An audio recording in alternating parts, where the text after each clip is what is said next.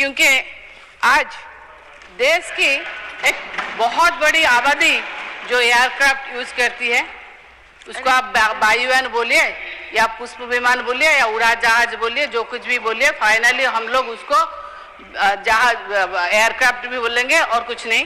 जो सुविधाएं अमीरों को प्राप्त हैं, वो मेरे देश के गरीब को भी मिलनी चाहिए।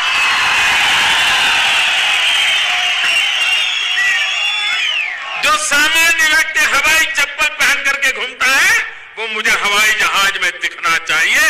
ये मेरा सपना है। नाम चाहे कुछ भी हो, नाम बदलने से काम थोड़ी बदल जाता है। बिल्कुल सही बोला, सही। काम तो नहीं बदलता। देखिए, मैं जो क्षेत्र से उड़ीसा से आती हूँ, मैं आपको एक एग्जाम्पल दे जाऊं जो ट्रू फैक्ट है। मैंने एक मीटिंग में जहां पर हजार महिला बैठे थे, मैंने एक बार उनको पूछा कि आप में से कौन है, हाथ उठाइए ऊपर, कौन कौन कभी फ्लाइट में आप ट्रैवल किए। 2000 महिलाओं में से एक ही महिलाओं ने हाथ उठाया। मैंने बोला कि कहाँ गए थे, मैंने पूछा अच्छा आप कहाँ गए थे, तो उन्होंने क्या बोला, वो महिला ने, आप सुनिए, उन्होंने बोला हमको नवीन पटनायक जी ने SSG जो सेल्फ हेल्प ग्रुप होता है उनसे सिलेक्ट करके हमको दुबई भेजे थे।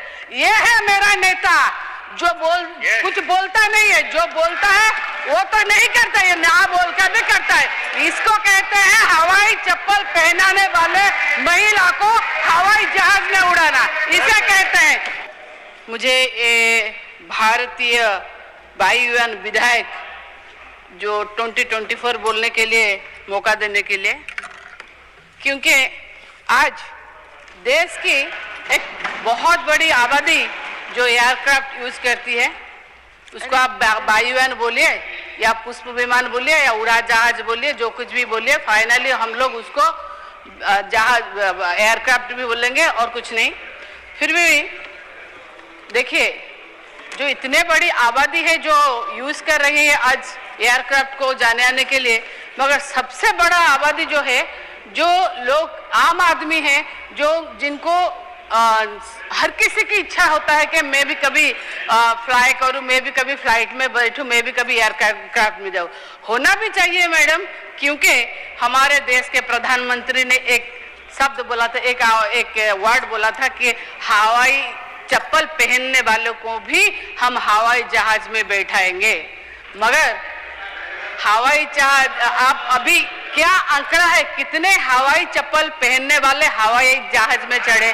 क्योंकि सुनिए, आप कितना भी चिल्लाइए, जो सच है, अभी ब्रिजलाल ने बोला कि हवाई चप्पल वाले हवाई जहाज में बैठेंगे, प्रधानमंत्री बोले थे।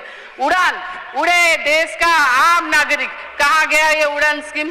कितना आम नागरिक यहाँ इसमें उड़ रहे हैं, कोई उड़ नहीं रहा। क्योंकि देखिए, मैं जो क्षेत्र से उड़ीसा से आती हूँ, मैं आपको एक एग्जाम्पल दे जाऊं जो ट्रू फैक्ट है। मैंने एक मीटिंग में जहां पर हजार महिला बैठे थे, मैंने एक बार उनको पूछा कि आप में से कौन है, हाथ उठाइए ऊपर, कौन कौन कभी फ्लाइट में आप ट्रैवल किए।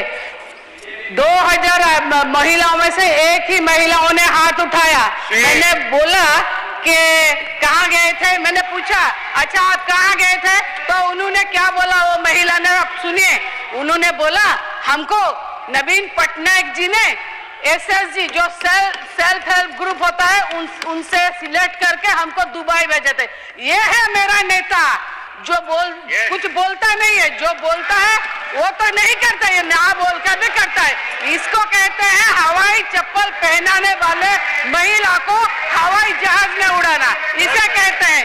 नाम चाहे कुछ भी हो, नाम बदलने से काम थोड़ी बदल जाता है। बिल्कुल सही बोला, सही। काम तो नहीं बदलता। मगर हवाई चप्पल पहनने वाले तो हवाई जहाज में अभी नहीं बैठ पा रहे हैं। किसका क्या बोलेंगे? क्योंकि महंगाई इतनी मार है ना, महंगाई की मार में तो वो दबी रहे। आलू देखो, प्याज देखो, दाल देखो, दूध देखो, मिर्ची देखो, नहीं ये ना टिकट का बोल, इसीलिए मैं बोल रही हूँ, टिकट के बाद में आ रही हूँ। आप कितना भी बोलिए कि चेंज हो रहा है, मगर देखे जो हवाई टिकट का है ना, इसको इतना प्राइवेटाइजेशन कर दिया गया है। ये जो क्या बोलते हैं, मेक माई ट्रिप में अलग रेट, बावनलहरी में अलग रेट, काउंटर पे अलग रेट, और जो रेट है उसको कोई नहीं। मैं खुद बोल रही हूँ, मैं नॉर्मल में एक इकोनॉमी क्लास में मैं आती हूँ भुवनेश्वर से दिल्ली तक, एक में मैंने 19,000 समथिंग किराया दिया 22 तारीख को, और 16 तारीख को मैंने 16,000 समथिंग किराया दिया। ये है, इसमें कौन गरीब ट्रैवल कर सकता है? ऐसा नहीं हो सकता। और एक बात है, देखिए फेयर अभी दोपहर में एक बात, दिन में रात में सब अलग अलग देखेंगे तो कैसे होगा? ऐसे नहीं हो सकता, इक्वल नहीं है, और इसके ऊपर कंट्रोल होना चाहिए, तब तो जाके आम नागरिक उड़ेगा। कैसे उड़ेगा? और इसके ऊपर ना कोई किसी एजेंसी के ऊपर कंट्रोल नहीं है। आप एक काम कीजिए मैडम, मैं तो देखी हूँ कि बहुत सारे ऐसे टेक्निकल इशू आते हैं। मैं सीधे बात करती हूँ, क्या जब हम लोग फ्लाइट के बोर्ड करते हैं उससे, हम अभी एमपी है तो कोई प्रॉब्लम नहीं है, सीआईएसएफ वाले हमको कोई प्रोटोकॉल में ले आते हैं, मगर थोड़ा लेट हो भी जाए तो भी चलता है। मगर जो आम आदमी आता है ना, अगर उसका थोड़ा लेट हो जाए तो उसको बोर्डिंग के लिए नहीं मिलता, कहीं भी वो ट्रैफिक में फंस सकता है, कहीं प्रोटेस्ट में फंस सकता है, कहीं भी हो सकता है। मगर देखिए उसको क्या होता है ना, आप फ्लाइट डिले उड़ाए वो चलेगा, मगर एक जो पैसेंजर है वो डिले नहीं कर सकता। और आप फ्लाइट बोर्ड कर रहे हैं, घंटा 2 घंटा लेट हो रहा है, और फ्लाइट में हमको सुनने मिलता है सॉरी फॉर द डिले। हम भी सॉरी बोल सकते हैं, उनके सॉरी और हमारे सॉरी में कोई डिफरेंस है क्या? वाड़ी है के? तो फिर उनके लिए कैसा है? ऐसा होना चाहिए कानून के सबके लिए बराबर, उनके लिए भी जो फ्लाइट जल्दी नहीं उड़ाते उनके लिए क्या करना चाहिए। और सिक्योरिटी पॉइंट ऑफ व्यू को देखा जाए तो मैडम, हमारे उड़ीसा में क्या, कहीं पर भी हमारे उड़ीसा में, ये मैं आपको बोल रही हूँ 26 अगस्त को वहां पर देखिए फ्लाइट हमारे एयरपोर्ट के बाहर, ये हमारे जो एक यहाँ के एक्स एमपी और एक हमारे मीडिया टाइकून है तथागत सतपथी जी, उन्होंने ट्वीट किया 26 अगस्त 2024 को, क्या कि एयरपोर्ट के बाहर ने एक जो व्हीकल जीपीएस ट्रैकर लगा होता है, जिसका बैंक में यूज होता है, जो व्हीकल पैसा लाना आने के लिए, उसके गाड़ी में 80+ किलो सोना, 200+ किलो सिल्वर जब्त हुआ। वो कहां से आ रहा था या कहां जा रहा था? तो उसका कोई नहीं मिला आज तक। और देखे ना 80 किलो सोना ना, वो कम से घट के 35 हो गया। हम लोग वेट गेन करते हैं, इंसान और कम होता है, मगर सोने का वेट कैसे कम हो गया हम नहीं पता, मगर इसका कोई आज तक नहीं मिला। हो सकता है हम लोग, तो मैंने तो खुद बोला कि जगन्नाथ जी का रत्न भंडार खुला है और रत्न भंडार का गंती भी नहीं हुआ। और अभी कंक्लूड करते हैं, और हमारे जो एयरपोर्ट है उसको आप प्राइवेटाइजेशन कर रहे हैं। क्यों है प्राइवेटाइजेशन हो रहा है मैडम? किसके लिए हो रहा है? बिजू पटनायक इंटरनेशनल एयरपोर्ट को भी देखिए। हम लोगों में एक बात है, गांव में जो संपत्ति होता है ना माँ बाप का, उसको अगर बेटे संभाल नहीं सकते तो उनको नालायक बोलते हैं। हम क्या देखेंगे?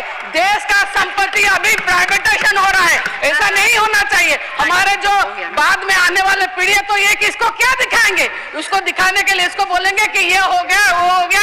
एक ही आदमी के हाथ में अगर सब चला जाएगा, सब संपत्ति जाएगा, तो ये प्राइवेटाइजेशन को आप लोग क्यों बढ़ावा दे रहे हैं? और देखिए ऐसा नहीं है, ये जो एयरक्राफ्ट का आइन आप चेंज कर रहे हैं, आप कीजिए। आइन चेंज कर देने से लोगों को सुविधा नहीं होते। आप अगर लोगों का सुविधा देखिएगा, लोगों को देखिए security point of view CISF वालों को ट्रेनिंग देना चाहिए।